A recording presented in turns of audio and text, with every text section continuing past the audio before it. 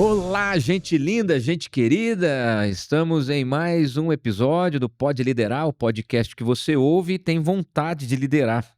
E você realmente, nesse nosso canal, você tem condição de adquirir ferramentas e hoje com dois veteranos do Pode Liderar, já vieram outras vezes, Mário Sérgio, Pastor Flávio, sejam muito bem-vindos, alegria recebê-los.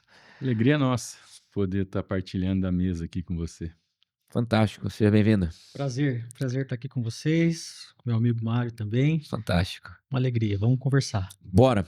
Hoje o nosso tema é o poder do ensino na igreja e na família. Uma das marcas da nossa igreja presbiteriana, por assim dizer, historicamente, é o ensino. Você acha que prevalece isso ainda hoje, Flávio? Você como professor e com o currículo que você tem, o ensino ainda é uma marca das nossas igrejas? A gente tem que pensar nesse ensino que ele é mais formal e às vezes informal. Informalmente é impossível pensar qualquer movimento em que a palavra seja aberta, que não haja ensino. Agora, esse ensino mais formal que nós recebemos, eu mesmo recebi, a minha conversão foi numa escola bíblica É mesmo? dominical, esse me parece que ele vai cedendo a outros espaços, a outros programas na vida da igreja, e a gente acaba ficando à mercê apenas deste ensino mais na informalidade, de um grupo Uhum, pequeno, às vezes de uma mensagem aqui e acolá, de uma conversa, de um uhum, programa de discipulado, que é claro, sempre é bem-vindo, mas quando nós falamos sobre estudo mesmo, a partir das nossas raízes, como uhum, você mencionou, nós percebemos que esses meios estão sendo deixados de lado uhum.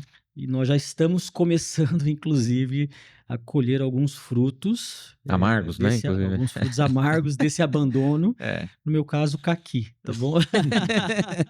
O mais amargo de todos os frutos, Amarrento. amarrento. Então a gente está começando de alguma forma a colher esses frutos amargos, como você disse, exatamente por abandonar esse estudo mais sistemático e mais focado, mais organizado. Uhum. De novo, não quer dizer que esse ensino que acontece na informalidade ele não é bem-vindo. Mas até na informalidade precisa ter intencionalidade, Sim. porque senão a coisa acaba ficando muito solta e a gente cai, às vezes, naquele princípio, que é o princípio de que porque existe muita informação, a gente então está bem informado. Uhum. E o excesso de informação não significa que a gente está bem Bem informado. informado, é. E o excesso de conteúdos para a educação cristã não significa que nós estamos bem educados do ponto de vista cristão, quando o assunto é a informalidade. Então, Aham. eu noto sim um certo abandono, em Uhum, linhas uhum, gerais, e que tem trazido prejuízos para a vida da igreja. uhum. Mas, como você disse, ainda bem que aqui na nossa igreja, por exemplo, nós estamos focados em que o estudo seja para nós não apenas um programa organizado por meio da nossa web, mas que seja um fundamento de Uhum, tudo aquilo que a gente faz, aquilo que a gente uhum. a partir de vários modelos bíblicos que a gente tem e pode ir conversando aí. Sim. Ah, a gente ainda existe, né, e a gente percebe muitas igrejas preocupadas bastante com o púlpito, né, Mário? Sim. Qual o valor do púlpito e ele é suficiente hoje em dia? O que que você acha? Eu acredito, mediante a fala do Flávio aqui, o púlpito ele nunca vai deixar, ao meu ver, de ser e ter a importância dele na vida da igreja. E não que o púlpito represente a formalidade, né? Eu creio que o púlpito ele representa muitas vezes na vida da igreja a direção. Então, eu entendo que nós não podemos perder jamais a direção do púlpito, Uhum, né? Porque aí nós vamos saber filtrar muitas vezes essas informações que vão chegando até nós. Como você falou, né, Flávio? Hoje o que a gente recebe de informação, o que uma criança, um adolescente, um jovem está recebendo de informação diária, né? São questionadores, né? Questionadores. Mas por que isso, né? Falando da fé cristã, falando da. Eu vi esses dias num dos Reels do Instagram um cara que sai perguntando na rua, acho que é Curitiba até, você acredita em Jesus Cristo? Alguém já viu uhum. isso daí? Vivi. O tanto de pessoas que não acreditam. Então, a fundamentação do ensino, ela precisa sim ao meu ver, continuar acontecendo o púlpito, mas nós temos que entrar na linguagem dessa geração que está aí. Na tua percepção, o púlpito é mais direção, mas não é suficiente do ponto de vista das especificidades da linguagem, Exatamente. das culturas, das faixas etárias e assim por diante. Eu acho que aí devido a tudo isso que nós estamos recebendo, porque eu lembro muito, né, aqui nós estamos falando 3 pessoas que desde adolescente, crianças, permearam a vida da igreja, né? Nós tivemos essa formação. E eu vejo assim, vamos pegar como que era a formação de uma criança na igreja há uns 30 anos, 40 anos atrás, né? Era a classe da escola dominical com um flanelógrafo. E que benção, né? Que benção que foi o flanelógrafo, muito. né? Na vida, na minha vida, na sua, nas nossas vidas. Sim, teve seu valor. Né? Agora, hoje, né? Não que o flanelógrafo não possa ser usado, mas será que é o suficiente? Sem dúvida, não é mesmo. Né? Nós temos que... Uma vez eu estava num congresso há muitos anos atrás, né? E um pastor pegou a Bíblia assim, né? Ele colocou a Bíblia, aquela Bíblia bem característica, preta, grossa, né? Ele pegou assim e falou assim, olha, o conteúdo que está aqui dentro, a mensagem que está aqui, ela é imutável. Agora, a forma como nós vamos apresentar isso nos dias de hoje, nós temos que ser, muitas vezes, até criativos, né? Para atingir o maior número de pessoas e ensinar o maior número de pessoas. Não precisamos atualizar a Bíblia, mas Exatamente. Mas é possível atualizar a maneira de ensinar. Exatamente, né? Fantástico. Você sabe que esse dia meu pai me surpreendeu, ele fez 84 anos, né, e não terminou o ginásio, e ele declamou de cor o Salmo 23, né, na revista e atualizada. E uma pessoa iletrada e que tem o seu valor, né, na escola bíblica e tal. E meu pai tem um versículo bíblico que ele comenta com a gente em reuniões e aniversários, né? Provérbios 22:6. Ensine a criança no caminho que se deve andar e mesmo depois, quando for velho, não se desviará dele. O ensino passa pela fase, você acabou de falar do flanelógrafo e tal. As famílias hoje estão preocupadas com o ensino desde a criança? Flávio, o que você acha? Bom, primeiro que é bom a gente lembrar também que nós temos uma crise na educação brasileira de forma geral. Sim. Os adultos chegam, por exemplo, numa faculdade de teologia com muitas dificuldades na formação de base, inclusive. E com isso você nota que a educação não é apenas hoje um dilema na vida da igreja, ela é um dilema talvez mais social do que a gente imagina. Mas quando a gente vai para a formação cristã das nossas crianças, dos nossos filhos, me parece que esse valor também andou se perdendo e que hoje existe uma certa terceirização, inclusive, uma certa expectativa de que a igreja vai ser a igreja na sua estrutura e nos seus programas para crianças, que a igreja vai ser a grande responsável pela educação cristã das crianças e das novas gerações. E se isso for verdade, se esse for o caso mesmo, nós estamos realmente com um outro grande problema, porque toda a formação, todo o discipulado começa em casa. Até pelo versículo que você citou, fala muito, até a ideia do ensina a criança no caminho, a ideia de um modelo que se faz pela repetição, pela ideia também de sentar na mesa, olho no olho, e conversar, e explicar, e ensinar, mas sempre a partir de uma perspectiva familiar. No Antigo Testamento isso era bastante notado, em que havia essa preocupação que é a preocupação da transmissão. Uma geração que vai contando a próxima geração a respeito do Senhor e dos feitos do Senhor. Então, se de alguma forma a gente terceiriza o ensino cristão dos nossos filhos para a comunidade de fé, isso se torna um problema, porque em média os nossos filhos passam, é só a gente usar um pouco a matemática, os nossos filhos passam 1 ou 2 horas por semana nesse ambiente. E nós estamos falando de um ensino que deve acontecer na vida o tempo todo, em todo momento, porque até depois vai se refletir na vida. Sim, sem dúvida. Então com certeza ele começa em casa, mas os pais me parecem também com uma certa dificuldade, acho que o Mário pode falar bem sobre isso depois, com uma certa dificuldade também nessa tarefa primeira, Uhum. nesse ministério primeiro, que é o ministério do discipulado dos nossos filhos. Aí a gente pode refletir sobre várias razões. Uma delas é a própria formação dos pais, formação cristã dos pais.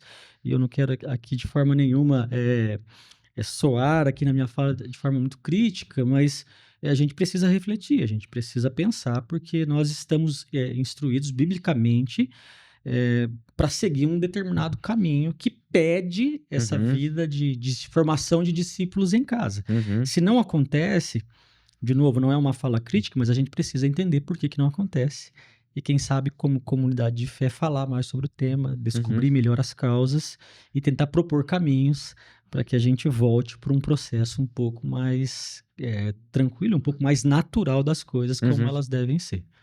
Que gera resultados permanentes, né? Sim. Vamos tentar definir algumas terminologias que a gente já está usando, né? Mas se a gente pudesse falar, né, exatamente o que é educação cristã, Mário? O que é educação cristã?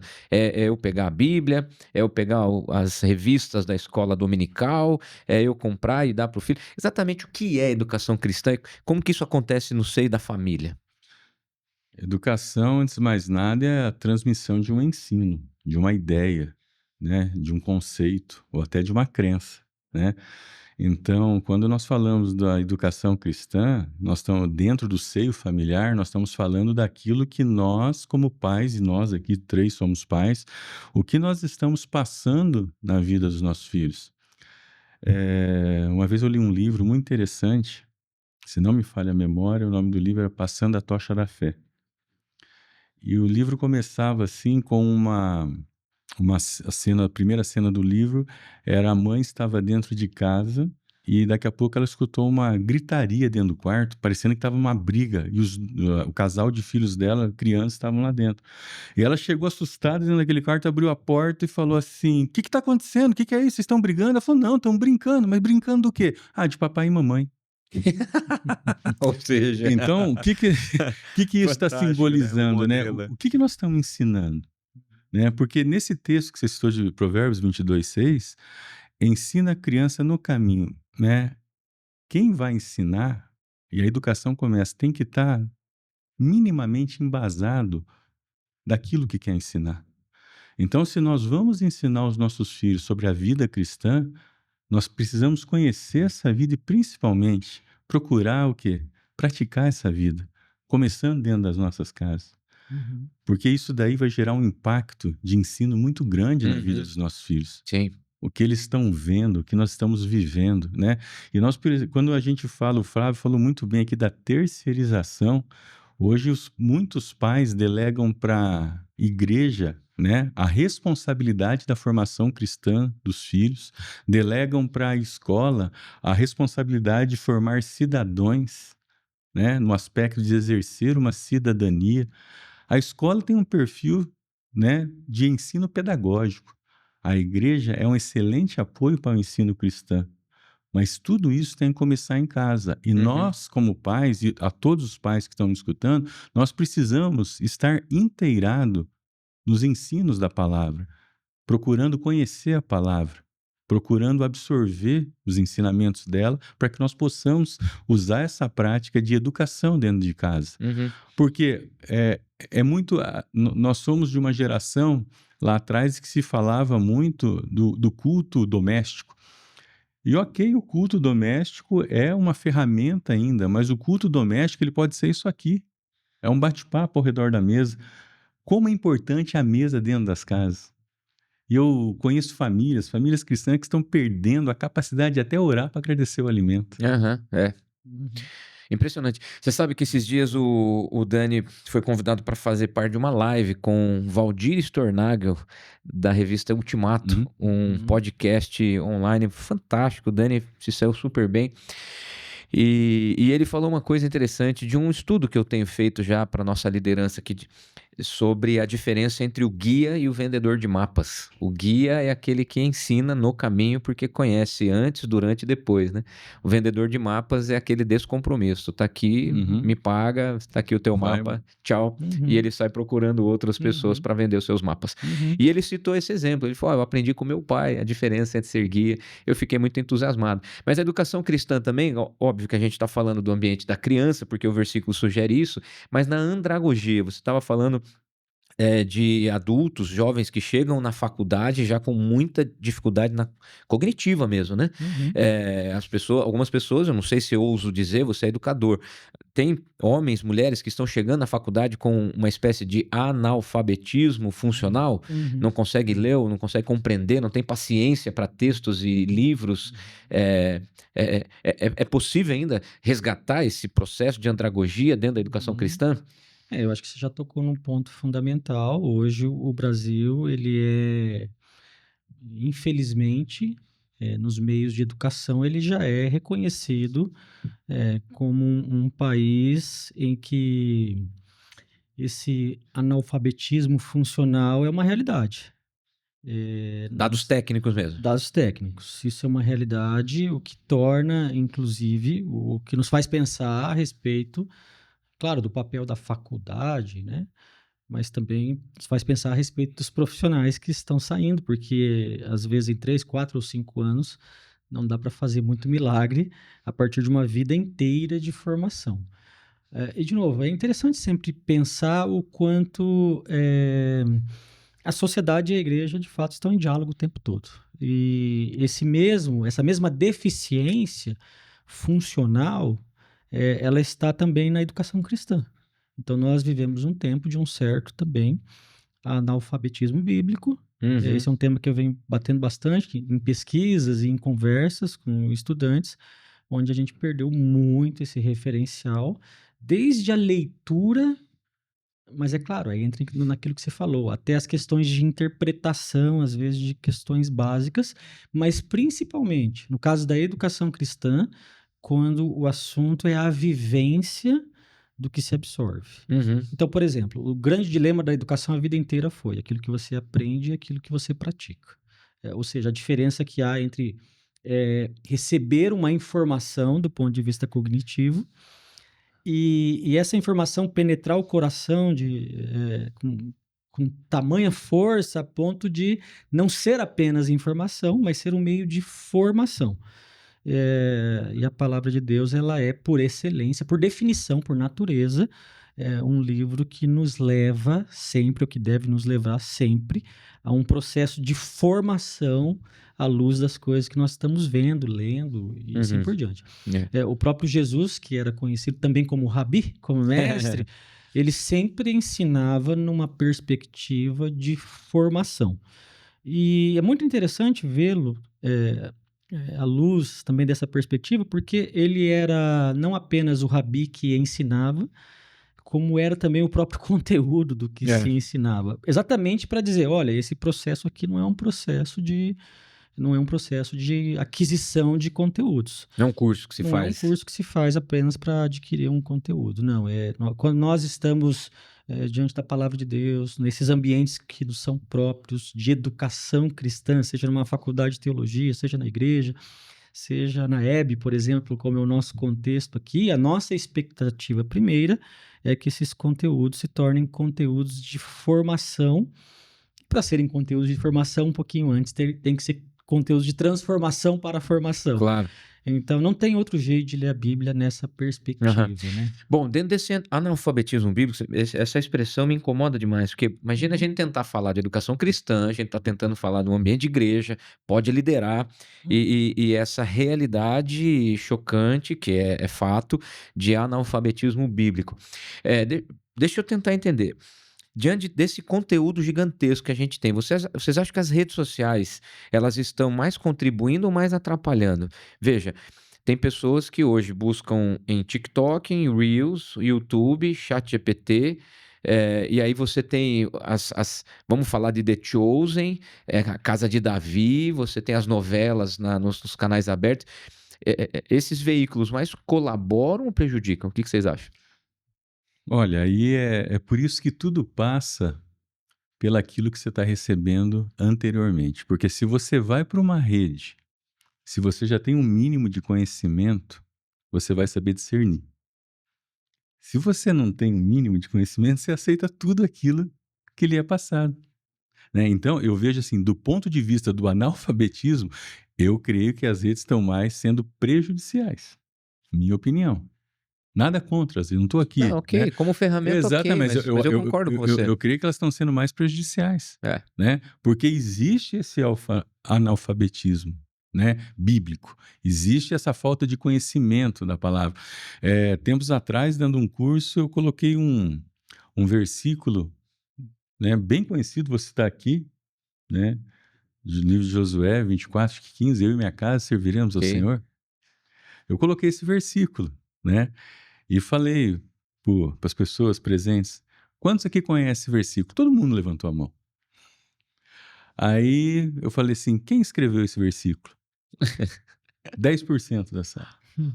Qual que era o contexto que Josué falou isso? Uhum.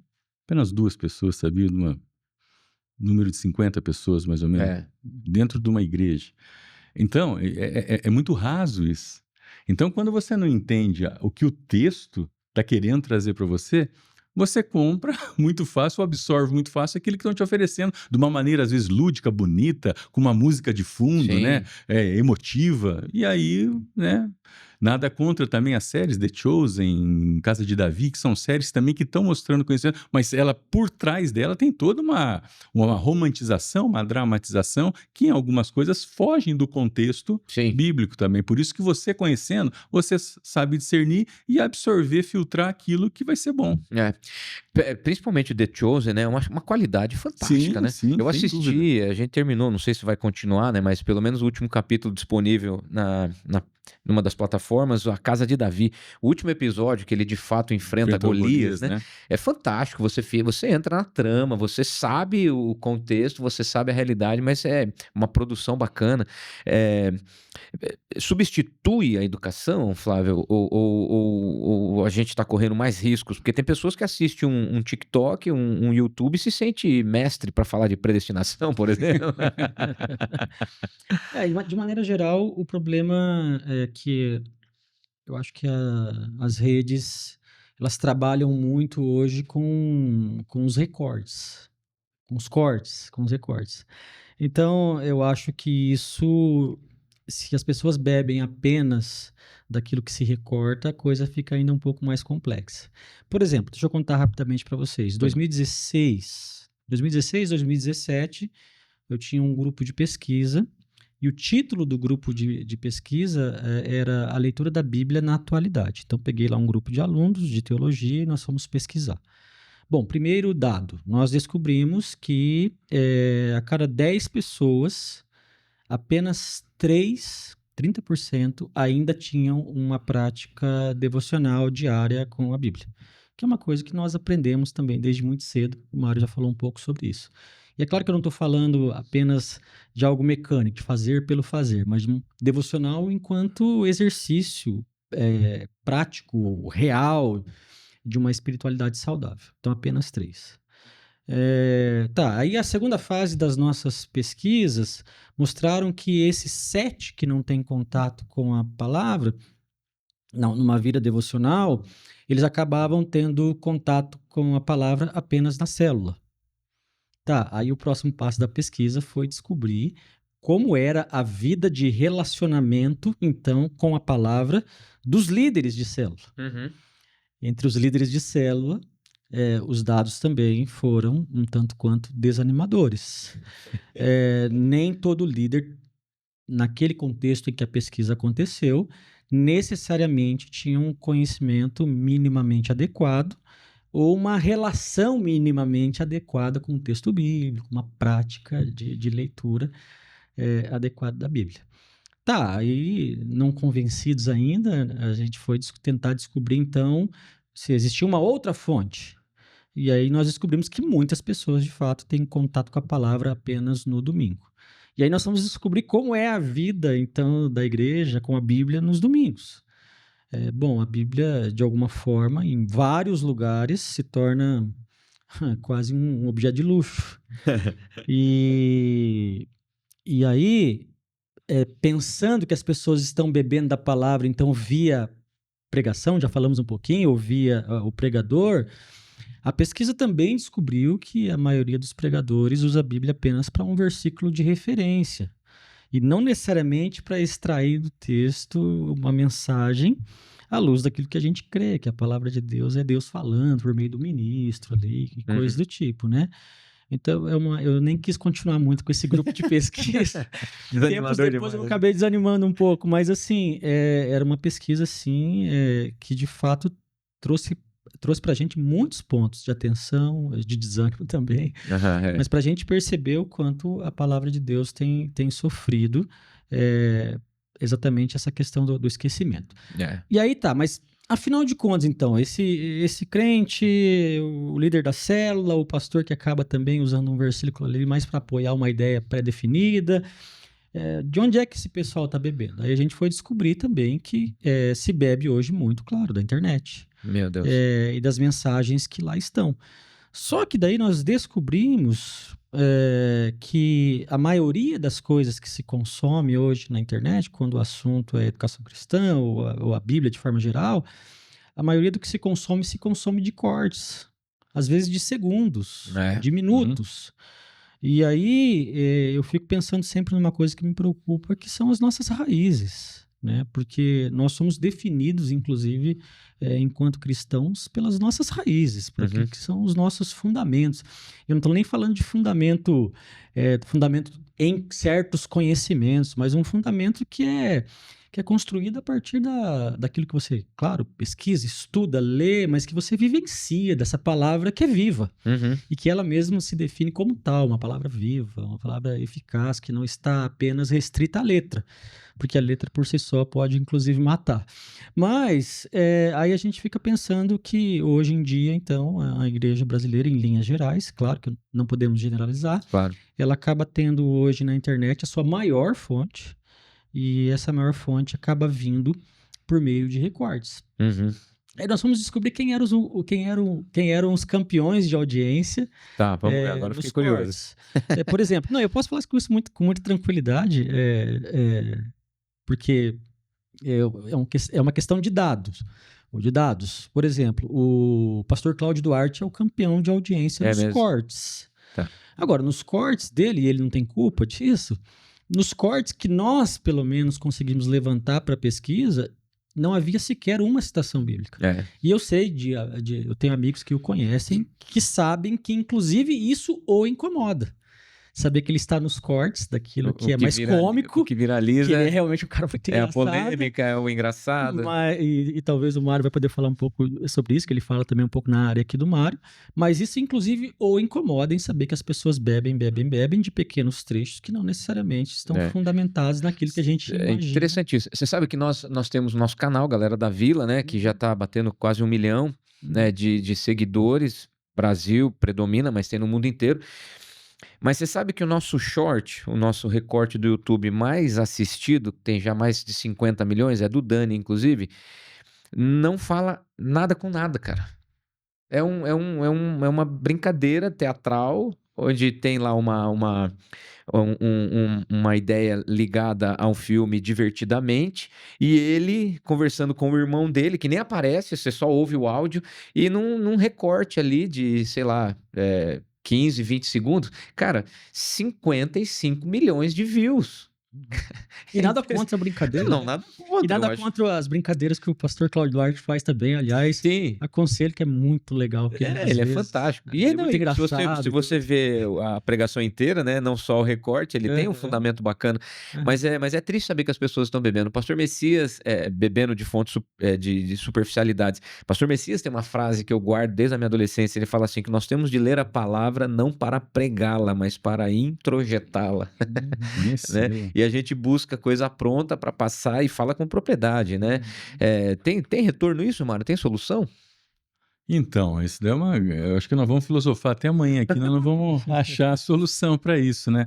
Mas assim, quando você traz essa questão aí da viralização, né, nas redes de pequenos recortes ou cortes aí, né, a gente vê primeiro, né, como que a mente das pessoas andam acelerada.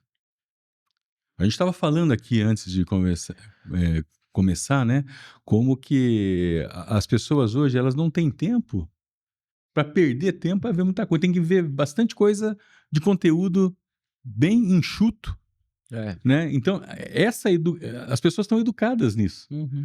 Você vai ver uma entrevista de 20 minutos ou 10 minutos, quando tem recorte, a pessoa vai optar por ver essa de 10 minutos. Uhum. E isso daí, só puxando um gancho para isso, vai muito também das casas, né?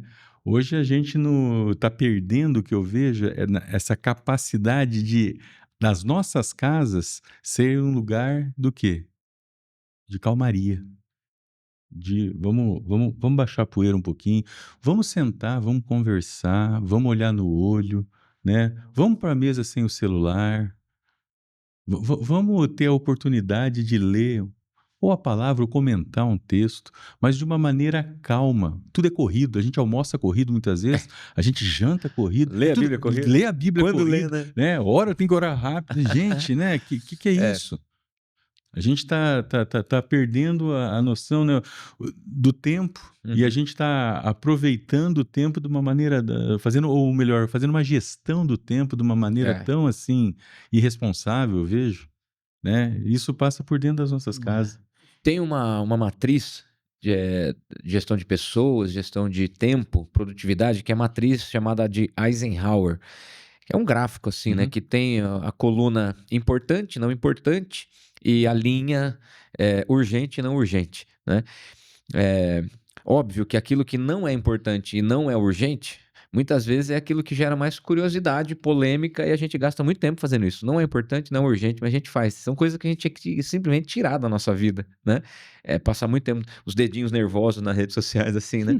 E aquilo que é urgente, que às vezes é importante, que tem que ser feito, não tem o que fazer. Mas aquilo que é importante, mas nem sempre é urgente, que é o que nós estamos falando, educação, ensino, tempo de qualidade, não é urgente e por se não ser urgente, acaba sendo negligenciado, né? Então, assim, claro que nós já estamos problematizando, mas com a graça de Deus nós temos soluções, nós temos propostas e nós queremos falar exclusivamente agora do nosso módulo de educação cristã da Escola Bíblica Esperança. Muita gente fica na dúvida, o que é a EB, né? A gente comenta o que é a EB. A EB é a nossa escola bíblica dominical, que não é dominical e não é nem presencial, mas ela tem de várias modalidades. Flávio, conta pra gente um pouquinho nosso menu de cursos para esse próximo módulo, até para aguçar quem está nos assistindo, a gente ter essa condição de falar dessa forma tão clara e fazer esse convite mesmo para se inscreverem. Sim. Eu acho que eu vou até além do convite, vou usar uma linguagem do apóstolo Paulo. Rogo a vocês todos que estão nos assistindo que participem da EB, não a EB pela EB, mas para que a gente possa, quem sabe, dar um salto, enquanto Primeira Igreja Presbiteriana Independente aqui em Londrina, exatamente em relação aos problemas que a gente levantou aqui agora. Mas para esse módulo em especial de junho e julho, nós teremos cursos, por exemplo, na área bíblica. Um curso sobre o livro de Atos dos Apóstolos, e algumas cartas também. Nós vamos ter um curso para capacitação de liderança, isso é bastante valorizado também entre nós. É um curso de capacitação de supervisores, de líderes também, que trabalham na supervisão. Um curso que destaca um pouco essa figura das mulheres na Bíblia. O título está aqui como Elas, por trás da história. Algumas mulheres, os personagens e como elas reagiram diante do relacionamento com Deus e das situações que estavam postas. Um outro curso também na área bíblica, e o título é A Esperança, livros históricos e poéticos, exatamente para tentar trazer um pouco à memória o que pode nos dar esperança. Um curso de noivos, que vai ser ministrado por este que está aqui ao nosso lado, junto com a Lilian, a sua esposa. Nós vamos ter também um workshop sobre voluntariado e chamado. É um curso que está sendo organizado pela Thaís, pelo pessoal Eu do... vou estar junto Você vai estar nesse. junto Sim, também? sim. Que joia. Então, não faltem no curso do pastor Daniel. Voluntariado. Voluntariado. Aliás, já deixo aqui uma pergunta para você, se existe voluntário na igreja. Pois é, meu amigo. É o que nós vamos tentar responder no curso. Isso aí. Treinamento para conselheiros em dependência química. Ainda que você não vá trabalhar, talvez, diretamente com isso, eu aconselho que todo mundo também participe em algum momento de um curso como esse, porque isso está sempre perto da gente, de alguma forma, né? Nós vamos ter também Aprendendo a Viver a Nova Vida, e vamos falar nesse curso sobre a Igreja de Cristo. E também cursos do Vida Nova, que são os nossos cursos de preparação para a profissão de fé, batismo e para aqueles que querem se tornar membros. Então, a partir do dia 1º de junho até o final de julho, entrando um pouquinho ali em agosto, os nossos cursos desse segundo módulo. Se você me permite também, Dani, nós estamos trabalhando, destacando bastante a importância das trilhas. Uhum. Então, se você entrar lá no site da EB, ou se você recebeu algum folder falando sobre isso, que é exatamente você... até para que faça mais sentido esse processo educacional, pedagógico, que você comece num curso e vá seguindo pelos cursos seguintes, mais ou menos na mesma trilha, para que você tenha um pouco mais de conteúdo naquela determinada área. E também nós vamos ter, deixei aqui por último, porque eu sei que o Mário vai falar um pouco sobre o GAP, né? 1 e 2 e depois o 3 e o 4. Ele pode, com toda a propriedade, falar mais. E eu acho que, particularmente, pessoalmente, penso nesse curso, Mário, com muita expectativa, Uhum. porque fala a respeito de um tema muito urgente, muito necessário do nosso dia a dia, em que as pessoas estão tendo muitas dificuldades. Então, Mário, primeiro vamos falar do curso de noivos, que você e a Lilian fazem já há bastante tempo. Certo. Eu já conheço casais que estão fazendo já pela segunda vez e já estão até casados, né? Qual que é o valor deste curso hoje? O valor de curso de noivos, segundo a Lília, né, o curso que ela é a menina dos olhos dela, né? Porque você poder passar os ensinamentos do casamento cristão na vida de duas pessoas que estão querendo se unir é muito valoroso. A gente tem a experiência, esse é o 14º ano, né, 14 anos dando curso de noivos. Então hoje a gente já vê casais com filhos, né? Uhum. E eles nos param, poxa, lembra quando vocês falaram aquilo naquele curso? Nossa, como fez diferença na nossa vida, né? Então é o ensino para quem quer se casar e quer conduzir o casamento dentro da fé cristã. Né? Então eu acho de uma importância, né? Eu não sei, mas lá atrás eu não tive isso. Sim, eu também não. Não tive isso lá atrás, né? Então, que riqueza que é você poder primeiro se unir a uma pessoa e poder receber um ensinamento que você vai colocar em prática nessa vivência aí do casamento, né? Então, é um curso muito, muito estimado por nós, que nós gostamos, né? Nós fazemos ele via Zoom já desde a pandemia e isso possibilita pessoas, né? Nós já fizemos que os noivos, eles estão noivos, mas um mora numa cidade, outro mora em outra, então possibilita. É, fantástico. E vamos falar também rapidamente do GAP, né? Um curso que você e a Lilian formataram, um projeto lindo, o pastor Rodolfo ajudou, a Camila ajudamos, grupo de apoio à paz, Isso. né? E a gama de assuntos e por faixas etárias, né? Pais com faixas etárias diferentes dos seus Isso, filhos. Qual é a profundidade e a necessidade desse curso hoje? Então, vamos entrar num uníssono, numa fala aqui. A gente fala gap, mas fica melhor falar gap. Gap. Né? Porque já tem, né, até uma marca, expressão, né? né? Uma expressão bem conhecida, né? Mas é GAP, no português, Grupo de Apoio à Paz. O Grupo de Apoio à Paz surgiu de uma conversa uns 3, 4 anos atrás, né, que o Senhor colocou no meu coração da Lília e da nossa amiga psicóloga Vanessa Tomás. A gente já tinha feito algumas ações anos anteriores aqui na igreja, Nossa em Nós, não sei se você lembra, que nós fizemos 2 eventos para a paz, e nós vimos a necessidade de embasar mais, trazer mais embasamento para os pais na educação cristã, no desenvolvimento, na criação dos filhos. E daí nós começamos a conversar e o Senhor nos deu uma direção, né, muito, muito rica, porque tudo tem que ser voltado para a palavra. Tudo tem que ser em cima de princípios da palavra. Então, o GAP, ele é estruturado em cima de 5 princípios da palavra de Deus. é o princípio da paternidade, princípio do pertencimento, da proteção, da provisão e da plataforma que é o envio. Princípios esses que todos os pais eles precisam aplicar na vida dos filhos. A paternidade eles vão mostrar para o filho quem eles são e revelar o pai. Uhum. O pertencimento é que os filhos se sintam amados pelo pai. A proteção é onde os pais têm a capacidade de ensinar limites na vida dos filhos e quantos filhos estão precisando de limites hoje. Muito, meu né? Deus. A provisão, nós somos muitas vezes, a nossa cultura cristã lá atrás e até a cultura da sociedade, provisão foca no aspecto material. Não, a provisão vai mais além, é provisão emocional, Claro. é provisão espiritual e a plataforma que eu envio é preparar o filho para ser lançado. Muitos filhos Sem dó, né? Não, sem dó. O filho precisa ser lançado, né? Então, o gap ele é firmado em cima dessa base.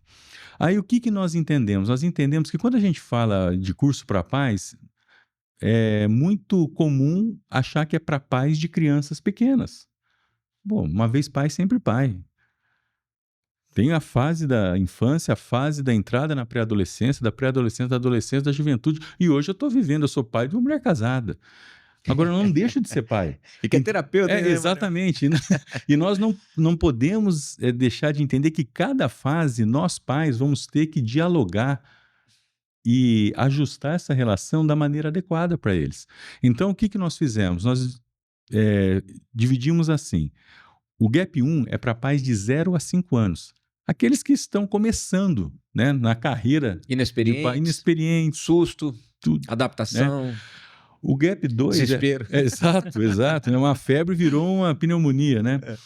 O Gap 2 é para pais de 6 a 11 anos, né? Que aí já é a socialização a nível escolar, uma coisa mais intensa com essas informações que estão chegando, muitos questionamentos, né? O Gap 3 é de adolescentes de 12 a 17 anos, onde nós estamos vendo grandes crises chegando hoje na vida das famílias. Sim. Pais não sabendo lidar com os filhos adolescentes, filhos adolescentes sem limites, enfrentando pais, não aceitando a autoridade dos pais. E o Gap 18+, que é o Gap 4, que é para pais de filhos jovens, adultos, que moram ainda dentro de casa, mas que estão sob a tutela dos pais. Uhum. Então nós temos que saber que cada faixa etária, nós pais precisamos lidar de uma forma. Nós não vamos perder a nossa essência, mas nós vamos precisar dialogar de uma maneira diferente. E aí nós trazemos para cada faixa etária as necessidades reais. Por exemplo, no Gap de 0 a 5, nós vamos ter a nossa irmã Tatiana Ávila, enfermeira, trazendo cuidados especiais dos pais nessa área. Bem prático, né? Uma coisa assim, o Vili Torrezinho vai estar falando sobre como falar desde muito cedo sobre a sexualidade na vida dos filhos como forma de prevenção. Uhum. Então, vamos falar sobre sendo pai e mãe. Eu e a Lila vamos estar falando como ser pai e mãe. A Vanessa vai falar sobre os traumas intergeracionais que pais trazem. São temas riquíssimos. E assim para o Gap 2, né, nós vamos estar trazendo o Matheus Bonesi para falar sobre a realidade dos filhos dentro das escolas. Uhum.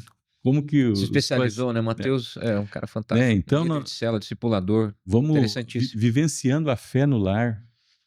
Então, cursos, né? Nós vamos estar no Gap 3 também, falando Felipe Palhares sobre a questão da comunicação, as crianças, os adolescentes se comparando. A Maria Fernanda, minha filha, vai trazer sobre as redes sociais na vida desses jovens, né? As simbologias, como está falando, né? O Paulo Fene, minha Patrícia, da visão de discipulado na vida dos pais, dos filhos, visão missionária. Uhum. São temas riquíssimos Fantástico. que a gente tem. O pastor Rodolfo, no Gap 4, vai estar com a pastora Cibele falando dos filhos, né? Quando eles saem, se desviam, né? E depois voltam. Ele me mostrou parte do estudo que ele preparou, fantástico. Não, são temas de aprendizagem, de ensino, de educação. Uhum. Então, é para pais, né? Onde que eu falo? Onde que eu chamo os pais aqui? Você que é pai de criança, você é pai de pré-adolescente, adolescente jovem, se teu filho tem 20, 22, 25 anos... e você está convivendo com ele, não deixa de fazer.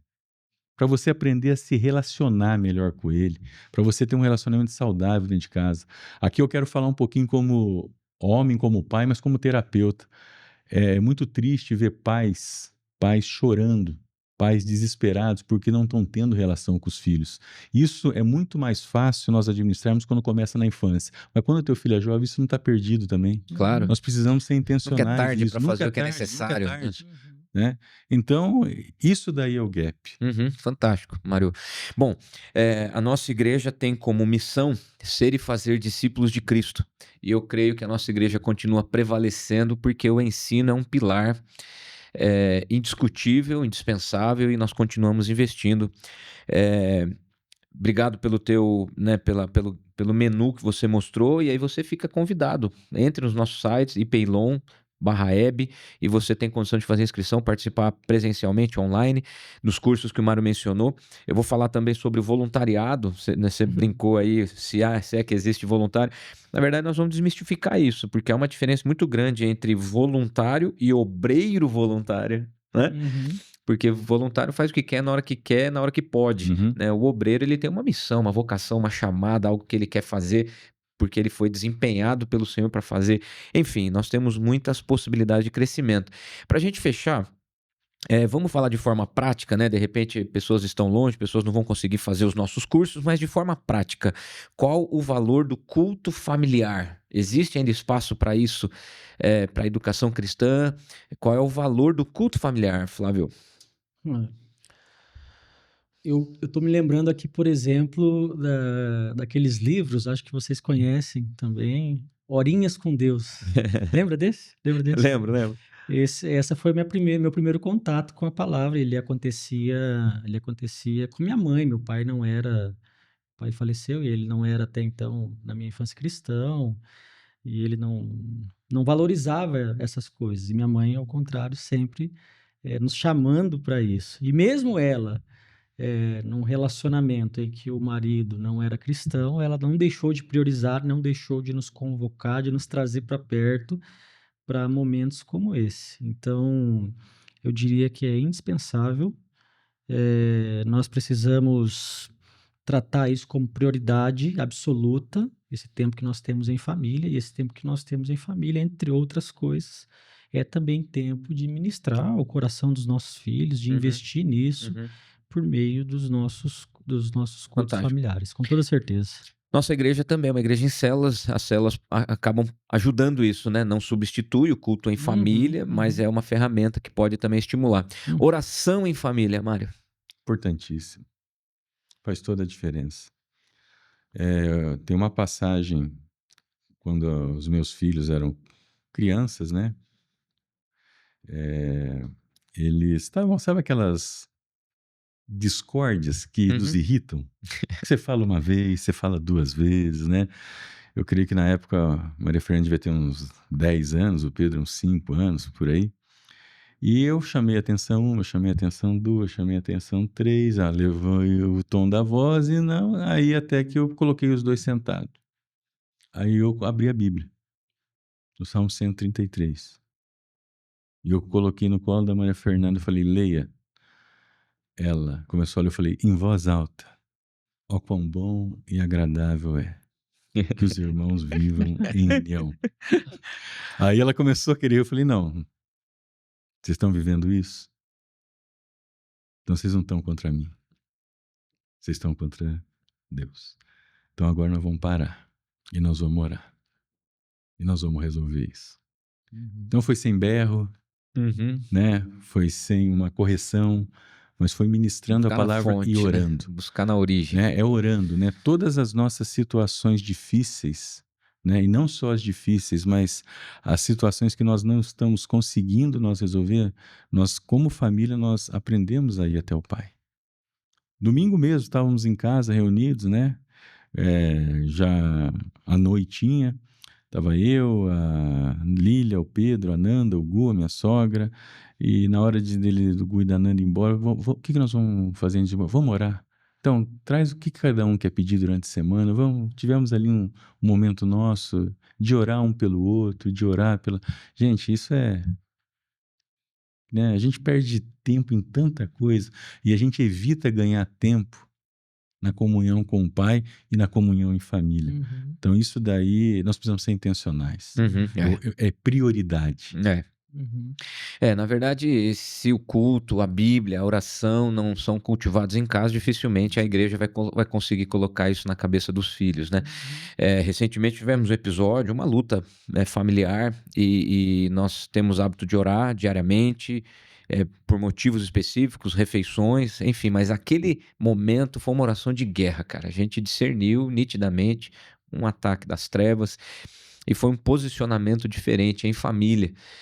Recentemente a gente foi para o nosso acampamento, que a gente já foi tantas vezes, para ter um tempo de adoração em família, né? Ou seja, o menu de possibilidades é tão grande, a gente tem criatividade para resolver, encontrar soluções para tanta coisa, e a família com suas lutas, às vezes a gente é muito passivo, né? Uhum. Então, suas palavras finais para... Eu queria Pois não. usar essas palavras finais como um testemunho daquilo que eu falei, o Mário também, em cima dessa sua última pergunta.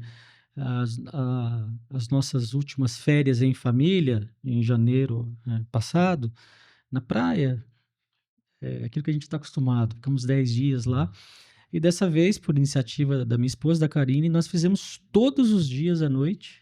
Acho que falhou um dia, os nossos cultos familiares Fantástico. lá. Então, aproveitando aquele lugar, expressão também da glória de Deus, né, pela beleza lá do lugar em que nós estávamos, todos os dias à noite nós tiramos para fazer isso. E foi um tempo inesquecível, Uhum. muito, muito especial. Então, eu acho que poderia terminar de várias formas, mas eu termino, acho que incentivando as famílias, cada um do seu jeito, na sua simplicidade, na sua inteireza de coração, nas suas limitações, talvez até, se reunir mais com os filhos, com a família, até na sua imperfeição, talvez, e aproveitar melhor, remir mais o tempo que nós temos entre família, para que a educação, então, ela aconteça no caminho, como nós Perfeito. falamos, na informalidade da vida. Enquanto a vida vai acontecendo, a gente vai edificando a vida do outro, e aí a educação vai acontecendo de forma natural. Essa seria a Perfeito. palavra final. Obrigado, Flávio. Mário, palavras finais. Então, deixar aqui um intelectual, né, do século passado aqui no Brasil, Rui Barbosa, ele falava que a família é a célula matre da sociedade, né? É a célula mãe. E quando nós olhamos para uma sociedade, nós vemos o que? Indivíduos que nasceram dentro de uma família, de um lar. Quando nós olhamos para a igreja, são várias famílias, né? E nós não vamos mudar as pessoas, mas nós podemos começar a mudar nós mesmos. Uhum. Nós podemos Uhum. começar a ajudar a mudar e transformar aqueles que estão próximos de nós. Ama teu próximo como a ti mesmo. Quem que é o teu mais próximo, Dani? Uhum. Quem que é o teu mais próximo, Flávio? As nossas esposas, os nossos filhos, Claro. né? Então, que nós não percamos esse foco de olhar em primeiro lugar para nossa casa, né? Nós não vamos ganhar o mundo. Nós podemos ajudar algumas pessoas, mas a nossa família, ela é a essência da nossa vida, né? Ela é dada por Deus por nós. Deus nos deu uma esposa, nos deu filhos, né, que são heranças, e a gente, às vezes, só voltando naquilo que a gente falou ali no começo, né, que a gente passar o conhecimento, e a gente se prende muitas vezes em alguns textos, né, como o texto de Deuteronômio 6, que é muito Uhum. rico, que fala lá que nós devemos inculcar nos filhos. Ok, está correto, mas a gente não lê o que fala antes. Atento ao Israel, tema a Deus, Sim. guarde os seus mandamentos, Uhum. né? Coloque em prática a obediência, né? Ame ao seu Deus de todo o teu coração, e Ele é o único Senhor. Fantástico. Né? Nós tendo isso, aí nós vamos conseguir passar a inculcar. Maravilha, obrigado, Flávio, obrigado, Mário. Mais uma edição do Pode Liderar. Veja, ensine a criança no caminho que deve andar, mas comece por você. Ensine você mesmo. Busque a educação, busque aprender com Cristo a temer a Deus e aplicar isso em todas as áreas da sua vida. Uma sociedade forte começa com uma família forte, começa com um indivíduo forte, e essa força a gente busca na palavra, na presença de Deus, na vida de oração, e é por isso que você ouve o Pode Liderar, que é o podcast que você ouve e já tem vontade de aprender e liderar. Um abraço, Deus abençoe e nos vemos.